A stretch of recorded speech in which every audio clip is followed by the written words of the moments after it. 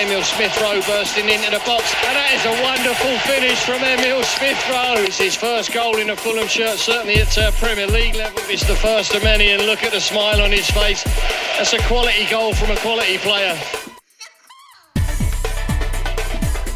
Hello and welcome to the That's So Craven podcast, your one-stop shop for all things Fulham. We are back, and today we're going to be previewing the game against Southampton coming up this Sunday. A big game in the scheme of things. We've had a brilliant run recently, some great results, and now we're taking on the team who've picked up just 5 points from 16 games, conceded 36 goals, have a minus 25 points differential, have no manager, and we have to try and make sure that we don't slip up. Here to talk it all through, we have Skibby. How are we going, Skibby? Yeah, I'm all good. And everything that you just said has now made my heart sink with incredible doubt. So, cheers for that, Jack. Great intro. And yeah, I hate it. I hate being a Fulham fan sometimes. This is going to be a positive podcast. Let's put that out. I just thought I'd get it all out right at the very start, within the first minute, and then we can forget about it and talk positively for the rest of the time. Also joining us today, we're delighted again to have Mary Southgate. How are we going, Mary? Yeah, all good, thanks. Just getting over the whole Fulhamish mindset for Sunday. Hopefully we move past that today. Yeah, it's a hard one because we really are... You know, it's deep seated within us. It's hard to get past that horrible feeling in the pit of your stomach that no matter how good times have been recently, and times have been really good. When you look back at our last 4 games playing Liverpool, Arsenal, Brighton and Arsenal, Liverpool, Arsenal, Spurs and Brighton, being unbeaten in those 4 games, taking 6 points from those 4 games, we should be looking at this game against Southampton and just going, it's a walk in the park. It's a team who are struggling. They're struggling to score goals. They're conceding. Their form's shocking. But Skibby, do you feel that Fulhamish pit in your stomach at the moment? I do now. I didn't before we started, but as soon as you started pointing out the fact that they've got 5 points from 16 games, they've got a new manager bounce potentially, and everything about it just sort of comes back to about 2 seasons ago where we would take a real good game to one of the top sort of 10 sides, and then we'd come across Burnley and then lose to Burnley, lose to Sheffield United, or be 3-0 down to Sheffield United and then come back to 3-3. It was just, we were very famous for Robin Hooding, I think is the term. And I'm off the back of some really impressive results of, like you say, Arsenal, Liverpool, Spurs. I'm just hoping that we're not robbing them of points and then giving them to Southampton, who, let's face it, at this stage in the season, they don't need the points. They're already done for. Let's just not try and give them any hope, really. But hey-ho, I know that we normally have other ideas when it comes to these games against the teams, especially in the bottom 3. We always like to give them a bit of hope. It's an interesting point you make, and when you hark back to previous seasons, I think it was last season that you're talking about, where, we gave up points to Burnley where we really shouldn't have. And I think back to the first season after we came back up again. And I think when you looked at where we finished in the table, we beat every team below us and we lost to every team above us. And it was like a real split where, and it sort of made sense. We didn't have any of those stupid slip-ups. We beat all the teams we should have been beating, and we kind of lost to all the teams we kind of should be losing to, if you will. Mary, this season, it seems like we may have potentially turned a corner where we're beating teams we should be beating. We're actually putting in really good performances against teams we probably should be losing to. But this feels like the first kind of test of how well Fulham's season is actually going and how much consistency we can get when we take on this Southampton side. Do you have any worries that what happened last season will come across into this season? Or do you think maybe this Marco Silva team has turned that corner? I'd like to think we've learnt from the Wolves game as well, to start with, because obviously that was a bit of a slip up, losing to them at home, and hopefully this one won't be a repeat. But like we've said, it is Fulhamish to, play against a team that's only won one game and they're on minus 25 goal difference. But I'd like to think that we've got a good run at the moment and we're just going to keep building. I think we're quite settled in our team. Yeah, I think we're playing well. I'd like to think that we'll keep bouncing forwards, but it's always that worry, isn't it? That we're playing someone down the bottom, and you just don't know what will happen. But no, I think we're doing well. I think we've hopefully gained more experience from the last few matches, and we should feel quite confident. We just need to be really strong in the last few minutes, or those vital minutes just after half time or just at the end, and stop conceding those goals that are losing us points. Because if you think, I know we've spoke about it before and you lot have spoke about it before, but the points we're dropping from those last minute goals, or like the times that Liverpool we conceded to Liverpool, I just think those are the moments we need to be tighter on, because they're going to come out quick, really, aren't they? They're going to come out and want to prove a point. Southampton, I suppose it's always that bounce back after manager sacking. Yeah, 100%. Let's hark back to the Liverpool game a little bit and just sort of close that one off. Skibby, I'll throw to you first. Just your thoughts on how we played against Liverpool and I guess the general performance on the day.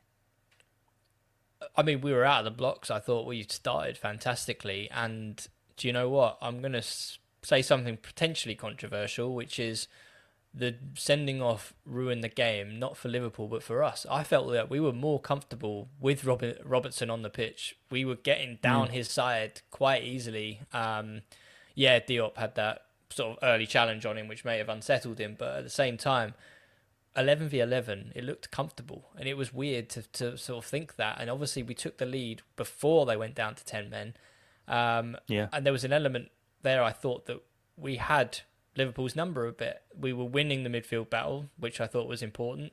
Lukic and Berger did fantastic again, and I think we pinpointed in the preview that the physicality of those two, not to mention that their ball playing ability as well, but they were crucial in sort of getting the ball out to sort of wide. Wilson he's, I don't know what's happened to him this season. He's become a new player. I think he's now sort of found some form, found some confidence. And the fact that he was able to, I think there was even a time where he got in a sprint race with Robertson and he almost got the better of him. I think if there was 10 more yards or 5 more yards, I reckon he would have had him and be able to cut inside on his left foot. But yeah, as soon as that that red card happens, Fulham seemed to sort of take their foot off the brake, off the pedal a little bit and sort of backed off. And then that gave Arne Slot a chance to sort of rejig his team. And to be honest, massive credit to him. I think he's doing a fantastic job at Liverpool.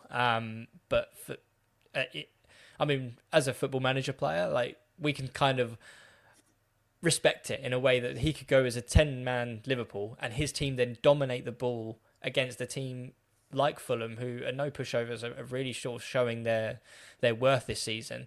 And for them to make it really hard for us, and if you were watching that game, you would have struggled to actually work out which team actually had the missing player. If you said there was a 10-man team there, you'd have been sort of thinking it may have been Fulham in that instance. But yeah, credit where credit's due. They did really well. But also, when Liverpool pegged us back, I think it's that mentality from Fulham again to sort of pick yourself up, get Robinson at Trent. Trent didn't want to be there that day.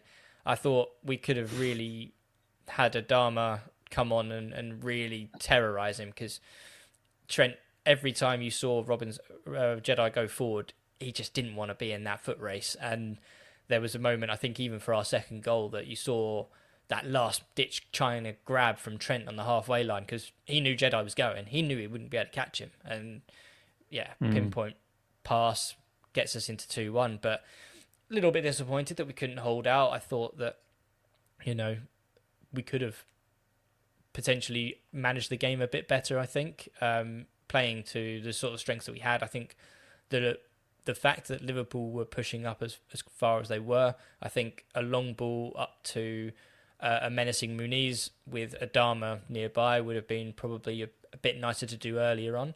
But hey, if you said to me a 2-2 draw before kickoff, I would have snapped your hand off and said, thank you very much, take that point at Anfield. But it's just obviously when you lift the hood and start to look at the different passages of play and how that came about, then you start to think, maybe that was ours for the taking. I think there was a moment in the first sort of 20 minutes where I thought, this is definitely going to be a game for us. This is ours to lose here. And then as soon as Liverpool started coming back into the game, you started to think, yeah, I'll take a draw right now. But hey, I mean, it's a good side, good manager, well drilled. They're top for a reason, let's be honest. And the fact that we gave them as good a game as we did before the red card speaks volumes about Marco and his team in my eyes.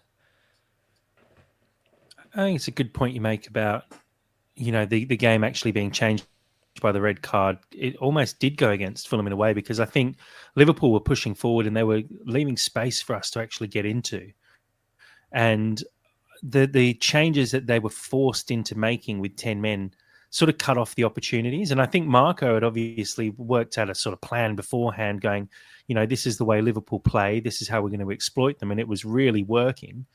And then Arne Slot, like you said, he did a brilliant job of actually reorganizing his side. And it was almost like Marco was sort of trying to catch up, but, Slot is maybe that level above him.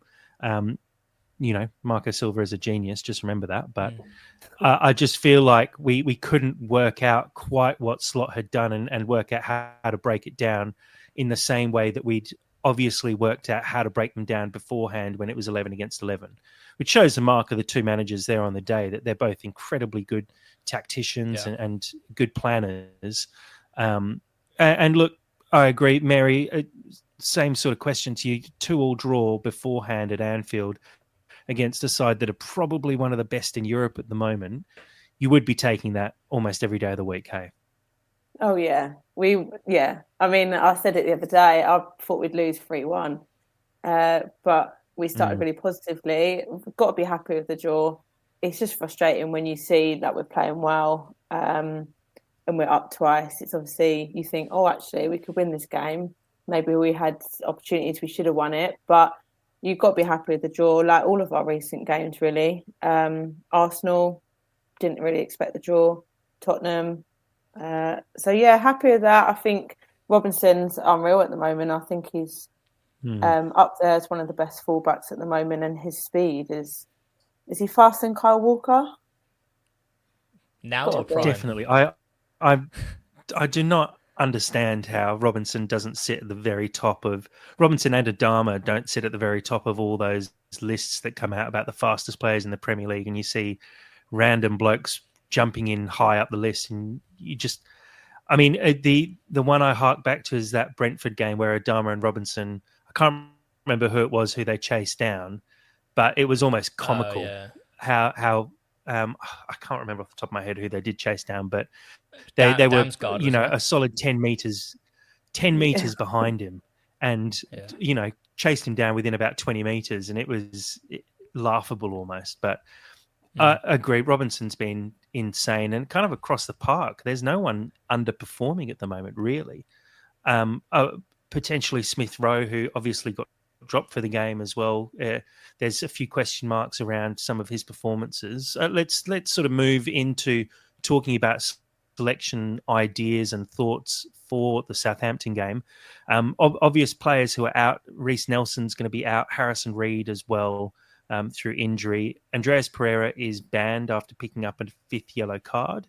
But we will see Calvin Bassey come back. Tom Cairney's available as well.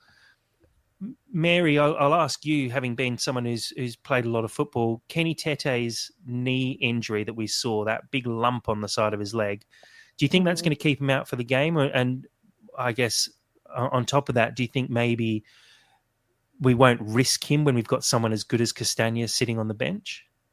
Yeah, my thoughts are that Castagna will come in. I don't know the extent of Tete's injury, but I know he had to come off for that. I think you've got to think Christmas period as well. We've got quite a lot of run of games, so we've got to think long term as well. It's probably not. I don't think Tete will play. I think it will be Castagna, who's played well in his games that he's played. I don't think that's a worry having him in at all. I know you mentioned Pereira. I'll throw you the question as well. I'll throw you the question that's popped up on the screen as well from Jim on our live stream from YouTube. Does Bassey go straight back into the starting lineup? That's a tough one, isn't it? Because I think he will. I think he will.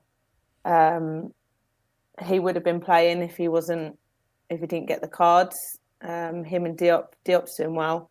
I think Bassey will be back in, but I know it's debatable after like defending well last week against Liverpool, but yeah, I think we'll go back to a bit of consistency there. So Bassey in and Diop, Castagna at the back as well with Anthony Robinson.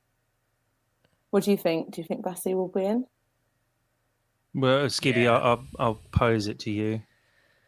Yeah, unfortunately for Cuenca, I think the key word Maz used is consistency, and that is Marco, isn't it? He doesn't like to change it if he doesn't have to. And I think if Bassey was coming back from a knock, then yeah, he would ease him into it. But the fact that it was a ban, a one-match ban, he'll just swap him straight back out. And I think that's harsh on Cuenca, if I'm honest, because obviously he had a great game. The Jota chance maybe could have done a bit better, but that comes with experience, right? But other than that, I think he made a very, very good case for himself, and was something that Marco actually talked about when he signed, which said a lot of people are going to be surprised by him. And I think pleasantly we all were.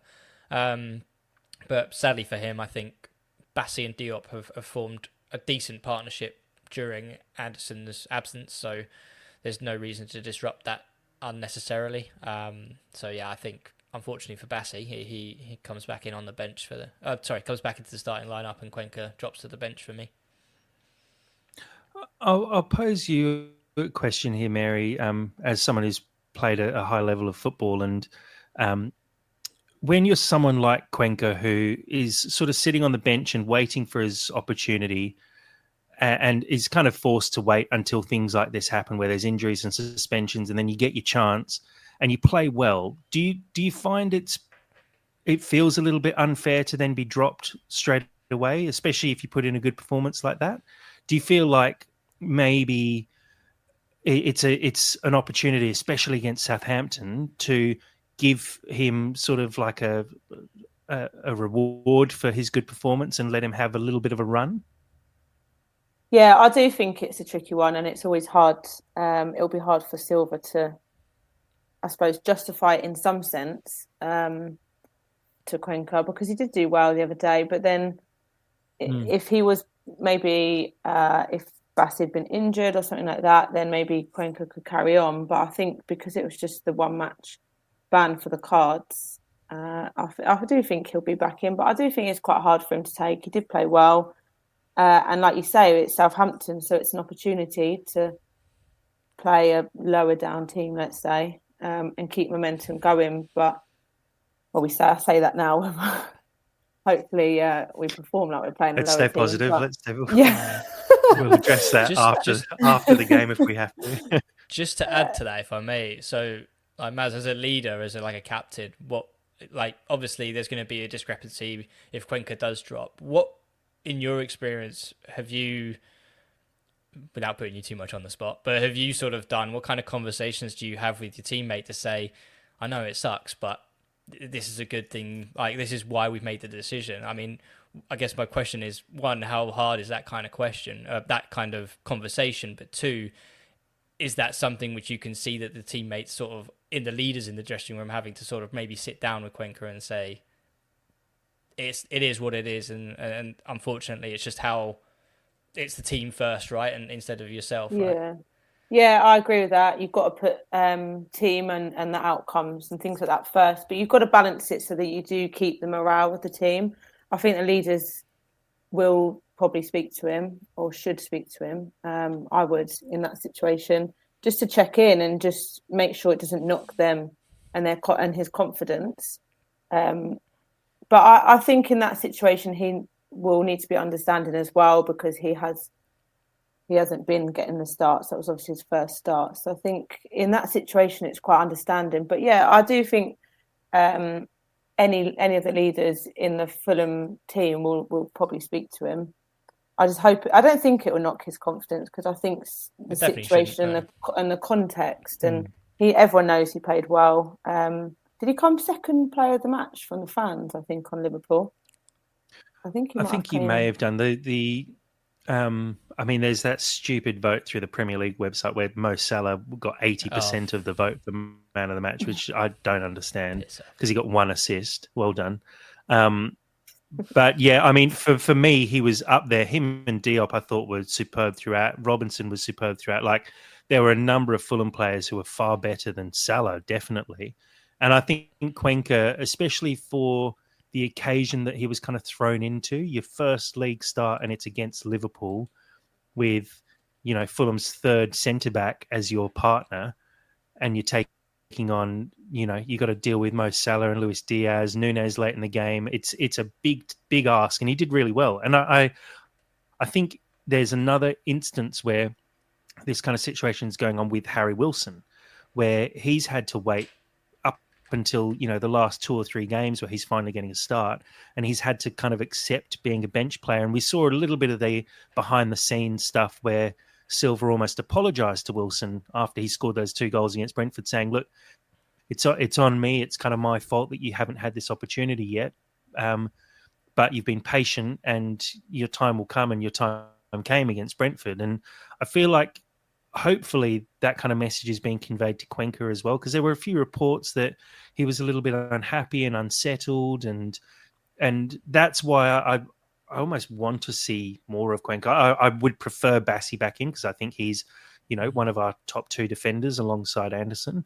So when you have the best players available, you should be playing them all the time, unless there's reasons for rotation. I mean, Bassi's just had a week off. Like, does he need another week to rest? Probably not. So it is a shame that Cuenca will likely drop out of the side. But I think I understand, and I hope he does as well in this situation. I also think, like the centre-backs, it's really important to get that duo right, and they have been getting consistency with it. I think that's quite a vital position on the pitch. Same as the centre mids, like they need to gel, they need to work together. I suppose you can say it for every unit, but I do think it's really important to have that consistency, and they obviously, Bassi's working well. Like you said, he's strongest with Anderson, they're the best 2, but he's working well with Diop, and it is important to make sure that the duo isn't changed too much. But then when there's opportunities for Cuenca to play, we should, or Marcus Silva should allow that as well. Yeah, I just quickly had to look at the numbers as well, and Bassi had played every minute of every game until his ban, so he's trusted by Marco. He's not going to drop him or keep him out because Cuenca had one good game. I saw one of those ridiculous lists on Twitter the other day of the ranking of Premier League centre backs, where you've got your world class and elite, and interestingly, and it wasn't a Fulham fan who put this together either, but interestingly, they had Bassi and Anderson in as world class, and Diop in as like a solid centre back, and Cuenca. I think even Cuenca made the list as like a decent player, which I was like, how on earth are you pulling this list together? But I mean, like you say, he's been well trusted by Marco. He's getting a lot of minutes, and Marco has a lot of faith in him. And I think it's sort of been paid back so far this season. The defense has looked really solid as a unit. And let's look a little bit further up the field. Berger and Lukic have been great in this run of games recently. Do we think those 2 have nailed down that 6 and 8 now? And well, question from someone who isn't as tactically adept as maybe others, are they still a 6 and 8, or are they just a partnership in the middle together? Skibby? Mary, you're the pro here. That's Come a on. good one. Threw me right under the bus. No, I mean, it's interesting because, like you say, there is a very clear dynamic of how Marco wanted them to play, and it was very clear that he wanted Lukic to sit, and he wanted Andreas to sort of join as an additional attack in mid. So you kind of had the striker, you had Smith Rowe on the left-hand side, and then Andreas would sort of go on the right-hand side, and then he would make these triangles, which Kish told us about, which is fantastic. I'd say I didn't see that until Kish mentioned it. But so basically, when we're in possession, the winger and Tete and Andreas would make up the right-hand side, and then Smith Rowe, winger, whoever it be, and Robinson made up the left-hand side. And that gave us our sort of attacking moves going forward on each wing. But what I'm seeing quite interestingly from recent times, maybe is the manner of the game, just because, we're not seeing a lot of the ball and we're not attacking with the intent that we normally have. But obviously against Spurs and Liverpool, we were sort of forced into and Brighton as well, we were forced into this change because Andreas said some things that he shouldn't have done. Therefore, Lukic came in, and then we had Lukic and Berger sitting almost in front of the back four. But in the first sort of 10 minutes of the Spurs game, they were too high up. They didn't quite have it right. But as soon as they dropped sort of 5 yards, then suddenly we were seeing so much success. And I think what we're seeing is almost like a double pivot, but it's almost like when one is going forward, then the other one drops in. And it's kind of like this kind of seesaw effect. And I think what I'm seeing with mainly Lukic is probably the more attacking of the two. But when, say, Berger gets the ball and sees a bit of open space and starts driving into the open space, which I think is a fantastic asset to have, Lukic is smart enough to sort of slot into that protecting of the back four, which he's been doing all season. But then obviously when Berger comes in as the more defensive of the two, then that kind of gives Lukic his right of reign to go forward. But we're not seeing that kind of flat, you're the attacking centre mid and you're the defending. You're actually sort of seeing more of a balance of the two where both can defend, both can attack if they want to.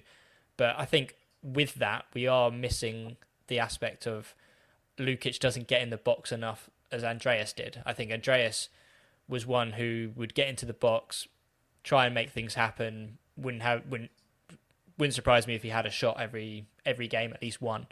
So I'd like to see more from Lukic in that aspect, but I do think it has been a tactical tweak. I do think it's one that has made us more solid in possession and more defensively sound. And I'm an avid believer that, I think it was something that Roy Hodgson said back in the Fulham days, which was, once you sort of sort out the defending, the goals will come. And basically, and that's what you start to see with teams like Brighton when they were playing under not Cooper, Graham Potter.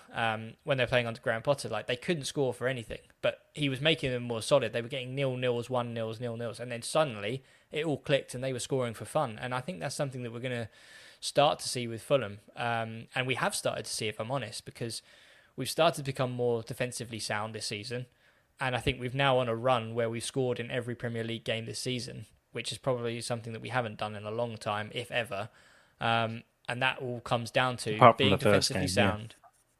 Well, apart from the first game, but yeah, I think it's, the run is 15 games, but with that, it's basically you're more solidified at the back, you're more defensively sound, therefore you can start becoming more adventurous, and I think that's what we'll start to see from Lukic. That's the only thing I'd love to see more from either Lukic or Berger. I don't mind who it is, but someone to sort of step up, become that box crasher, especially against a team like Southampton where there's going to be a low block. They're not going to have too much of the ball, and we can just really get into them. So we've seen how we can play against the top side where we don't have much of the ball. It works perfectly. But against, say, a Southampton type side, let's see how it pans out, especially with the absence of Andreas, and potentially we may even start to see some entrances off the bench from Josh King. It's probably a kind of game crying out for him if it's all going our way, which I'm sure we really hope it does. There's a question there, actually, I guess, because we are playing against Southampton. We talk about, well, you mentioned there, Lukic and Berger give us that defensive solidarity. Against a team like Southampton, who have only scored 13 goals in their 16 games this season, have conceded 36. Mary, do we think maybe this is an opportunity to change it up a bit and maybe have Lukic or Berger drop to the bench? And maybe it's a chance for Josh King to get a start with Pereira out, or maybe Smith Rowe comes back in and we try him in the 8. Maybe Iwobi slips down to the 8 and we start. Is it an opportunity to mix things up, or do you think we'll see the same old Marco where we do know he likes his consistency and doesn't make too many changes? How do you see this one playing out? I think we'll start the same. I agree with what you were saying, Skibby, about like the seesaw sort of effect. I quite like that one of them will drive forward. As I think we were worried about like losing Paulinho, but then Berger's been really good at driving into that space if we need to and putting the tackles in. And they do, if one of them drives, the other will sit. So I think that's working quite well and still gives us like an attacking presence from them. I think we'll start the same probably, and then if, like you said, they'll probably have a low block, although they've still conceded a lot of goals. But if they've got their low block, we'll need to just pull them apart a little bit. And if it's not working, then maybe Marco will change it, and Josh King can come off the bench. But I think it makes sense probably to start the same. Smith Rowe, is he going to come in if he's suspended? Smith Rowe, I suppose he'll come back in. And then we've got Kearney, who's a good ball player, probably come off the bench at some point. But yeah, I expect Southampton to have that low block. We're just going to have to try and keep that ball moving quickly, which we know we can, just to try and find those gaps and pull them apart, draw them out, and be patient, I suppose. But then opportunities will arise. We're really good in transition against Liverpool. So if Southampton, in their moments of attack, if we can turn that ball over and be quick in transition, which we know we are, then there'll be opportunities there as well. I was just reading the comments. Yeah, just made me Jim beat me to the punch here because I was going to ask, do you reckon is it too harsh of me to say this is kind of not a make or break, but bloody close for Smith Rowe? Like, if we can't use you against Liverpool, Arsenal because you're invisible, and we can't, and you have a stinker against Southampton, where in statistics terms it doesn't get any easier for you as an attacking player, where do you fit? I mean, it's a big question. Like, I think we saw against like Liverpool and Arsenal eventually when Pereira came on, like, just a bit of work rate and people will feed off it and you know, and it gets the crowd going just from a tackle, or you're closing someone down, you're putting the effort in. You just didn't see that, just that kind of intensity from Smith Rowe. But I think Smith Rowe, he had a great game against Leicester early on in the season, and I feel like that's kind of the similar kind of game this weekend for him, which is, you know, newly promoted side, has not taken to the Premier League very well. Therefore, we should have a bit more success and find that kind of space in behind. But I think we just got to see an up in the work rate, just something, just give us something which proves that you are the star of this team, which you're supposed to be, at least financially you are. Because at the moment, there's a lot of people banging on the door.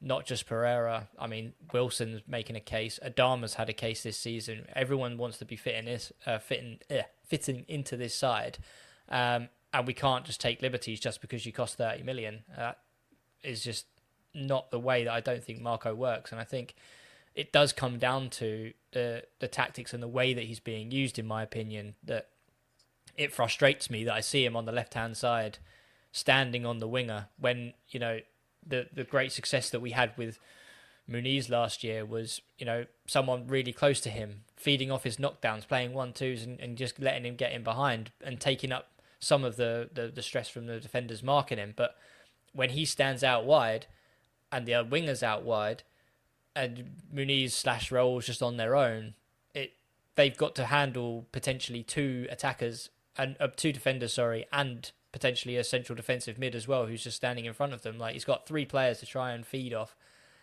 It just doesn't go right well. But, you know, that's just my opinion. I think it's going to be a big game for him. And I think that if he doesn't impress Marco, then that could be him benched. I think you kind of wrapped it up or set it up perfectly by saying, if you can't be used against the big teams because you don't kind of work hard enough, and you can't impose yourself against the little teams like Southampton, sounds harsh, but kind of what good are you at that point?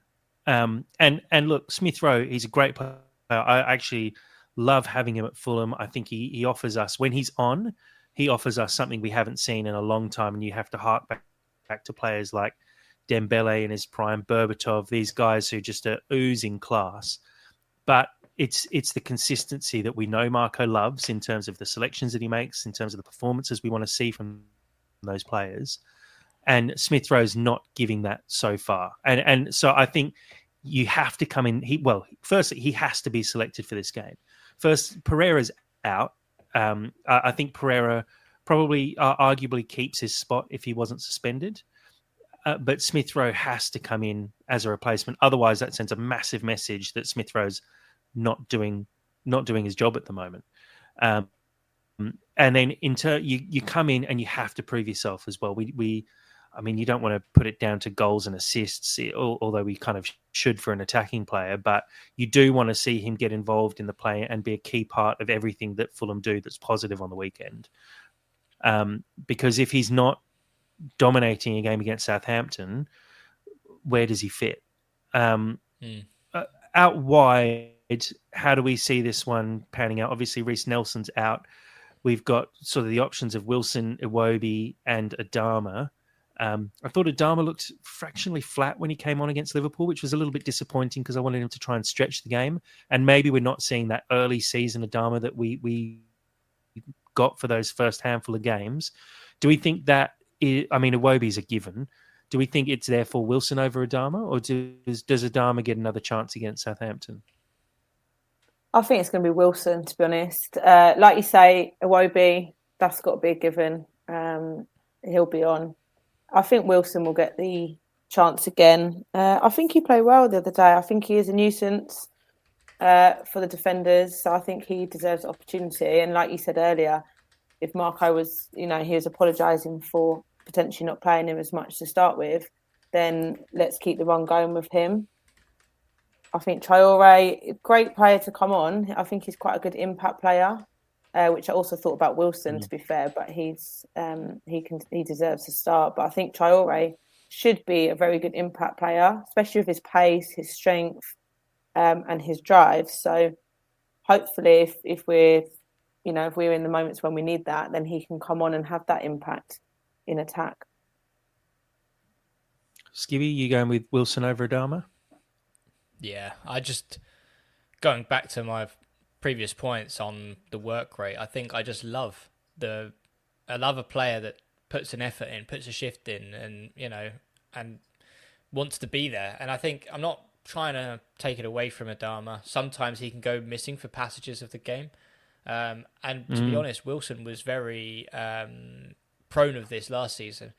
But there's something about Wilson at the moment that we've seen a change in him where, especially against Spurs, I saw it the most, where that was the point where it clicked for me saying, yeah, this boy deserves to start. This is our right winger. He was driving at players. I think he won the ball back from the sort of halfway line and just picked it up and just drove at the defence. And before they could even get settled, he's already in the box. And I think that is exactly what you want from your winger. But then there's also the point of when we were 10 men, we're down to 10 men, and Spurs were trying to sort of knock on the door, but there was a moment where he just came flying out of nowhere and just a massive challenge and got the ball out of play. And I think that is exactly what you want at the moment. You've kind of got two wingers now in Iwobi and Wilson who can sort of take on their man, make things happen, but also be defensively sound. And I think it goes back to that structure that I was talking about. Once you've kind of sorted out your defence, you can do whatever you want in attack. And I think Wilson just offers more. And I know we're not probably going to be under the cosh against Southampton. I hope not anyway.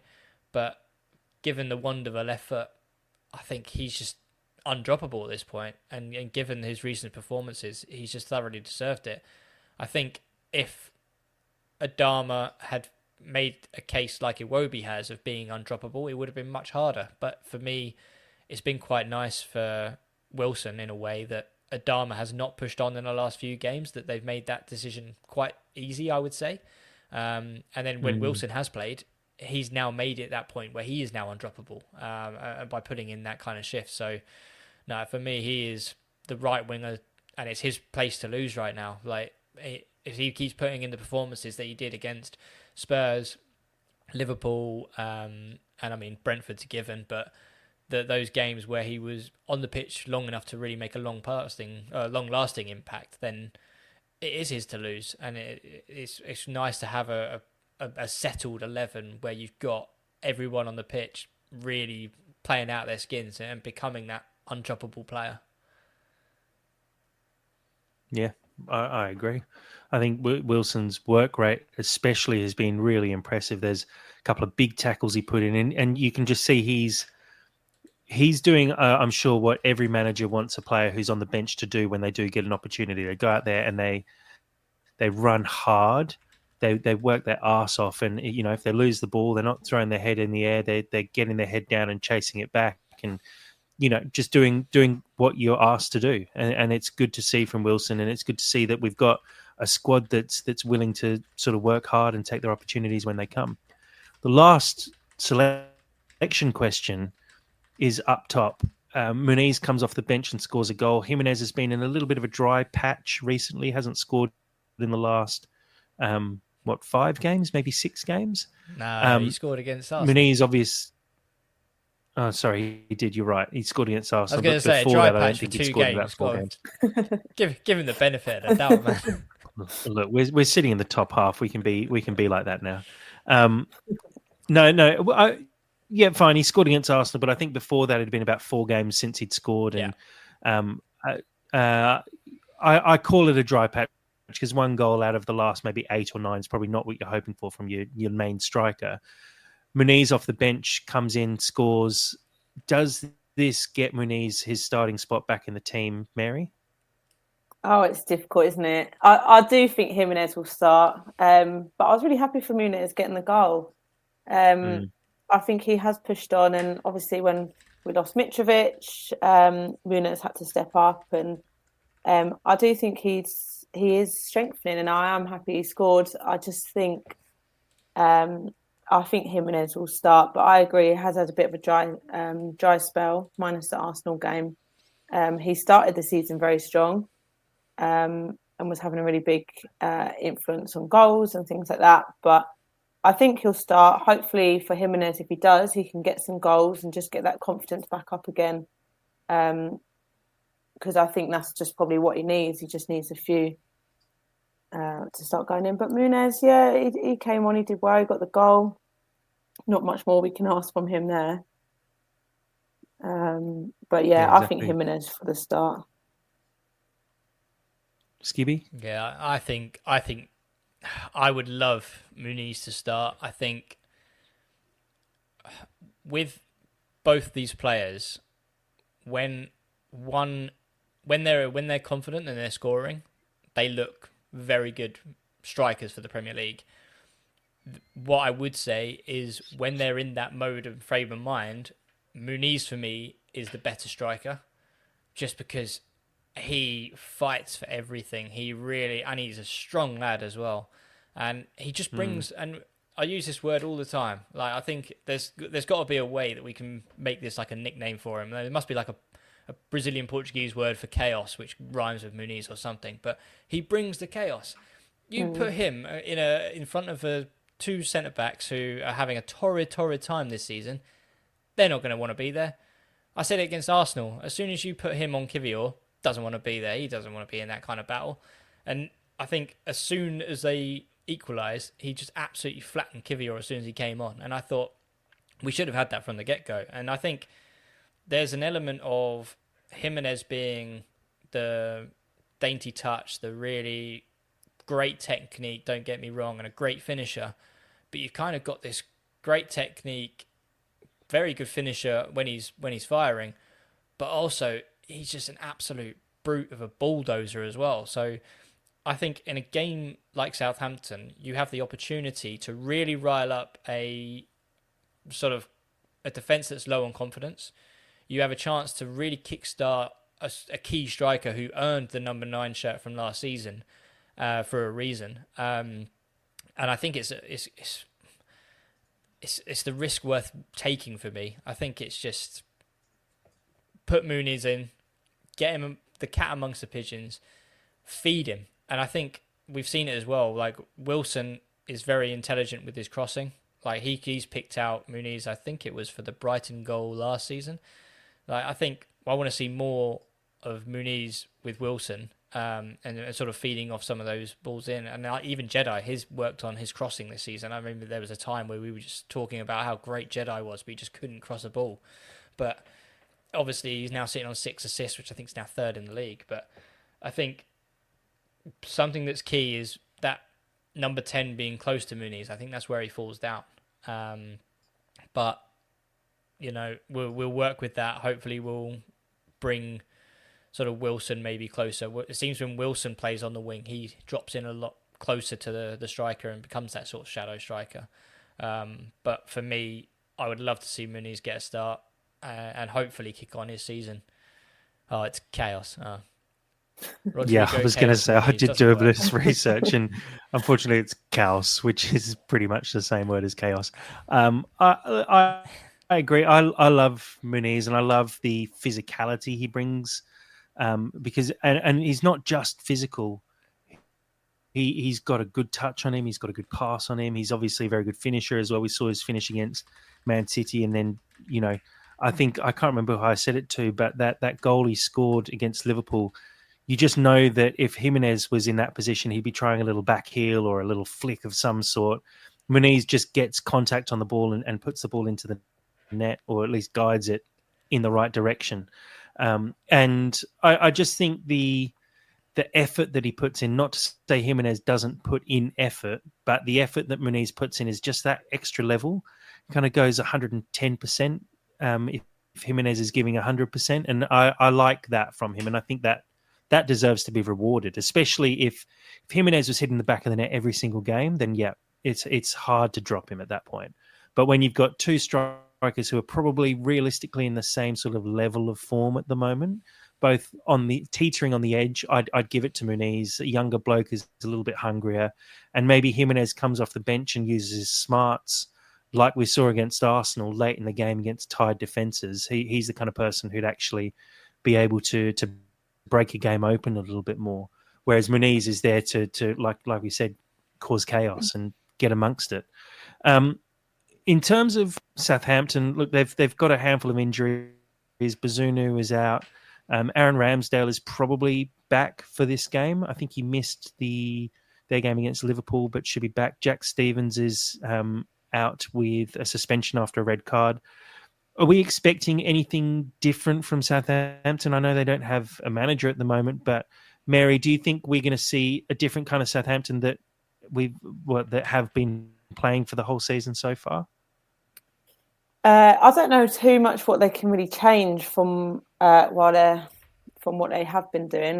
They've only got what they have to play with. Am I right in thinking they've got a match tonight against Liverpool? Yeah.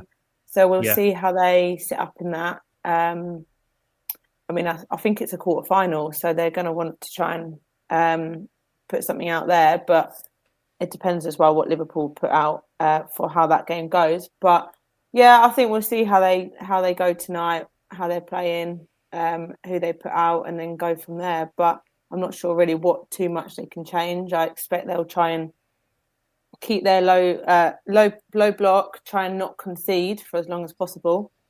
But they're going to want to, I expect so, get something from the game. But unfortunately, they won't. It's going to be a Fulham win.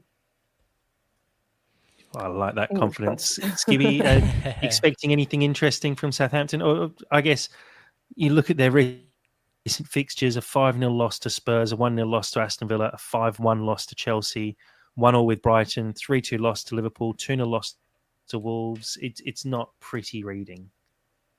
No, and I mean, I had a quick look at sort of their squad, and you're just missing that kind of Premier League quality player that can get them out of a hole, really. When I think of Southampton of old, I think of sort of Mario Lemina and sort of that kind of quality player, but obviously now at Wolves. But you look, I mean, I watched the game against Spurs. It was just calamity after calamity. Just every time Spurs got the ball, you thought goal. And that is a really tough sort of 15 minutes, especially when they started. I think they were 4-0 down after sort of 20 minutes. But, I mean, look, Bednarek being the centre-back, he feels like I'm surprised he's still in his 20s, if I'm honest. He feels like he's been at Southampton for about 20 years. But, Bednarek and Harwood Bellis, I mean, individually, probably good centre-back partnership. Hard Bellis is not the most experienced. I think he's only just recently sort of broken into England squad. But is he on loan from Man City, I think? Or did they buy him? Because I feel like he was at Man City beforehand. Oh, he was just Southampton. He's on loan this season. No, it is loan. Yeah. But, it's interesting. But, hey, he's a decent player. But I just think that together they're just not strong. Kyle Walker-Peters, again, screams championship to me. It's probably all going to come back to bite me. You're going to watch these players absolutely have stormers and look like a Champions League winning team. But there's just... You just look at that team, and have they actually got a new manager yet? Because if I was a manager looking for a project, you'd be looking at this team's going to be in the Championship. Move on to the next one. You've got to realise that this is a write-off, and I need to can at least 18 of this 23-man squad. You realise that, right? And I think it's just a tough ask, and I weirdly relate to Southampton fans because we've all been there when like that first season under Jokanovic, when I think we had about 3 managers, got to Ranieri, and you just thought, just let it end. You got to about February and you just thought, just relegate us now, let us just enjoy football again. And it's a long run. So if there's any Southampton fans that ever listen to this, in our experience, it does get better, but I hope it does for you as well. But I just can't. Not this weekend. But we still hope we win. Oh, not this. Sorry, no. When I say it does get better, you've got to give it at least 2 seasons, especially in the dire state they're in. In 3 years' time, it'll feel slightly better.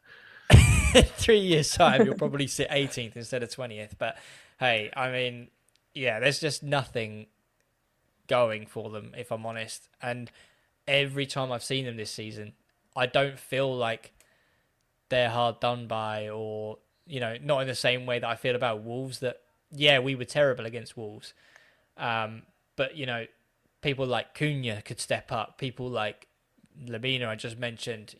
There was a lot of quality there that on their day that they could actually have a good game. And you thought, you could probably sneak a result here if things go your way.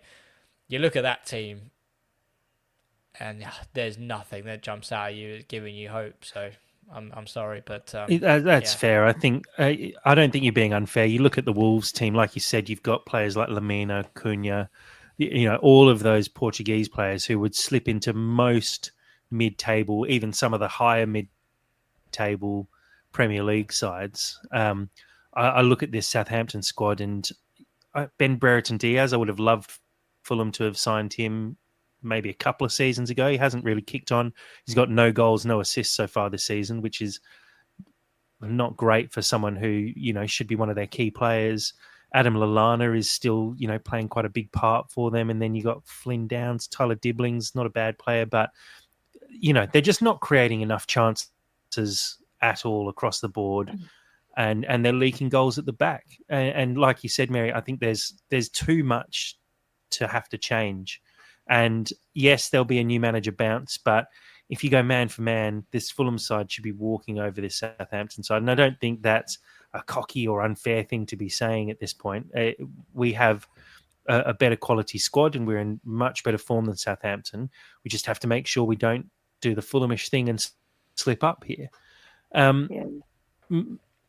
Mary, I'll push you for a score prediction for this game. I've talked to you offline for the last couple of games, and I think you've got most of them pretty close to spot on, even though you publicly said a loss to Liverpool. I know you sneakily said it was a better result to me, but give us your prediction for the Saints game.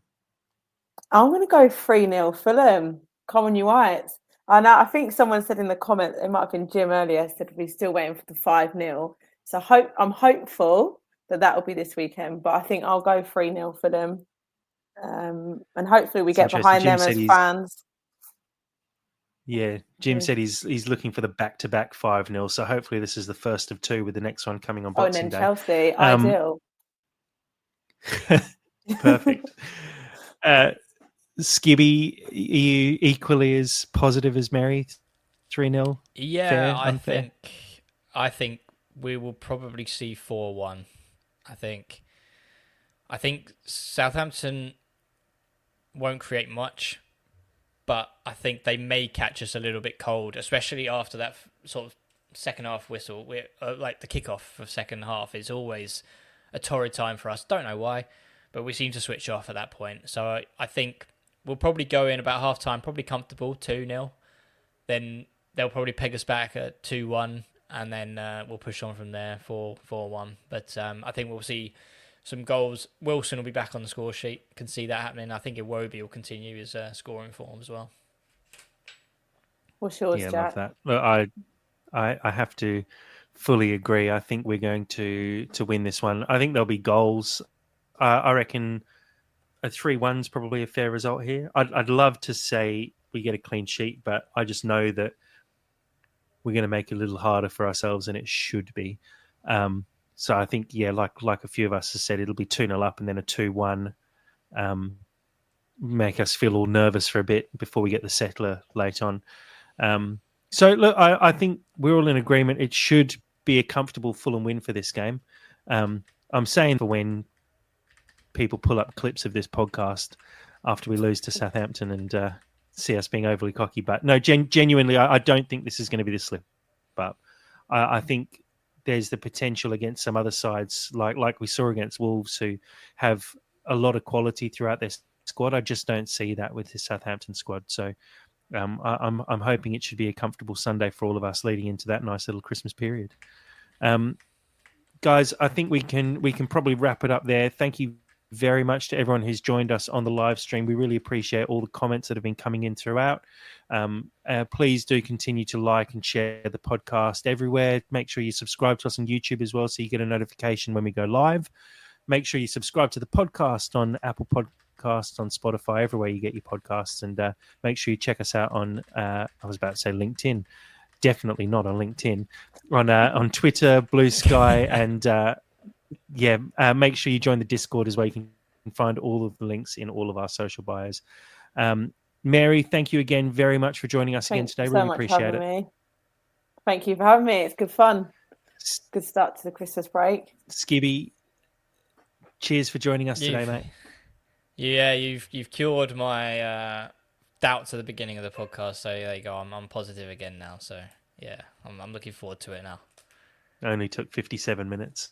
Only, yeah. Guys, thank you again. Thanks to everyone once again on the live stream. Really do appreciate the support as always. And as always, come on, you Whites. You Whites.